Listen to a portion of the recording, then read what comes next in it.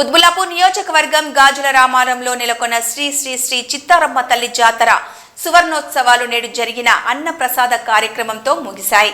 అమ్మవారికి సమర్పించిన ఒడిబియ్యంతో అమ్మవారి ప్రసాదాన్ని వండి వేలాది మందికి ప్రసాదముగా అన్నదానం నిర్వహించారు. అనంతరం ఆలయ కమిటీ ఆధ్వర్యంలో ఈ జాతర సువర్ణోత్సవం ఎంతో ఘనంగా జరిగిందని, భక్తులకు సౌకర్యార్థం అన్ని ఏర్పాట్లు ఆలయ కమిటీ వారు చేశారు అని ఆలయ ప్రధాన అర్చకులు తెలిపారు.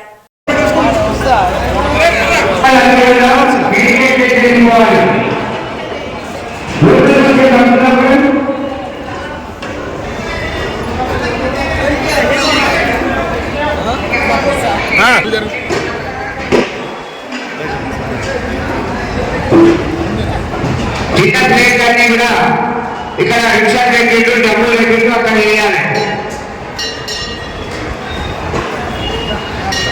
భక్తులకు విజ్ఞప్తి కావాల్సిన, ఎందుకంటే అన్నగా సంపూర్ణంగా అన్నారు కదా, అందుకే ఈ అన్నని కింద పడేసేందుకు ఇంకా చుట్టూ పడే దేవుడు కూడా ఎంత కావాలో అంతే తీసుకోండి.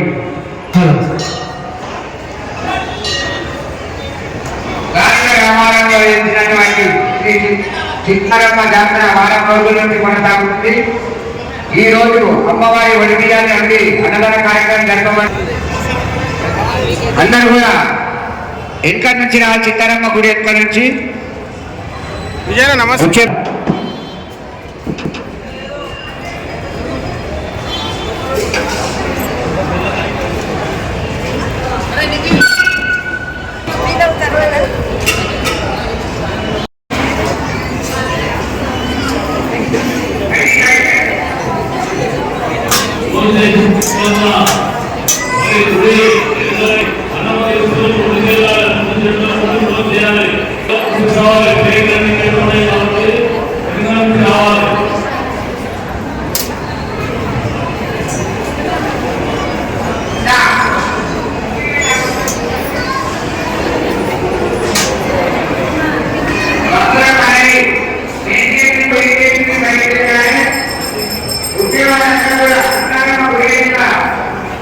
రిక్షలు పెట్టిండు, డబ్బులు పెట్టిండు, ఆ డబ్బులు అనేది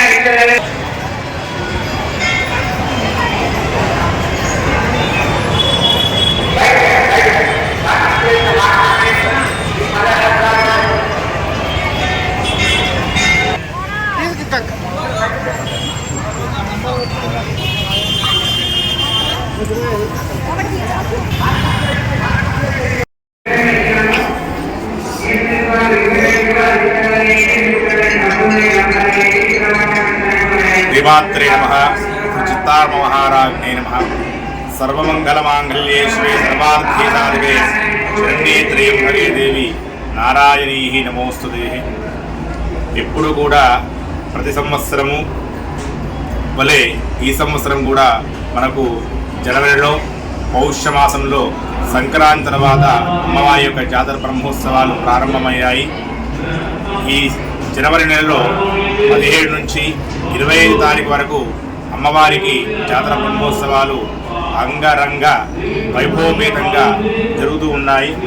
ఈరోజు ఆఖరి రోజు అయితే మనకు 17 తారీఖు నాడు అమ్మవారికి గణపతి పూజ పుణ్యాహవాసంతో మొదలై 18 నాడు అమ్మవారికి చండీ హోమము నిజస్వరూప అభిషేకము, 19 నాడు అమ్మవారికి బోనాలు ఒడిబియ్యం సమర్పణ ఊరేగింపు రథోత్సవం, తర్వాత 20 నాడు అమ్మవారికి భవిష్యవాణి, తర్వాత పోతరాజుల యొక్క నృత్య కార్యక్రమము, 21, 22, 23, 24 ఈ 4 రోజుల పాటు అమ్మవారికి సామూహికంగా కుంకుమ అర్చన సేవా కార్యక్రమాలు, తర్వాత ఆఖరికి ఈ రోజు నాడు అమ్మవారికి ఈ 8 రోజుల పాటు అమ్మవారికి పోసినటువంటి ఒడిబియ్యాన్ని ప్రసాదంగా ఉండి భక్త జనులందరికీ కూడా అన్న ప్రసాదంగా అందరికీ కూడా పూజించడం జరుగుతుంది, ప్రసాదంగా ఇవ్వడం జరుగుతుంది.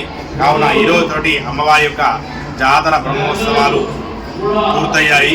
ఇక ఈ జాతరకు విచ్చేసినటువంటి భక్తులందరికీ కూడా అమ్మవారి యొక్క అనుగ్రహ భాషలు ఇళ్ళవేళలా ఉండాలని చెప్పేసి కోరుతున్నాను.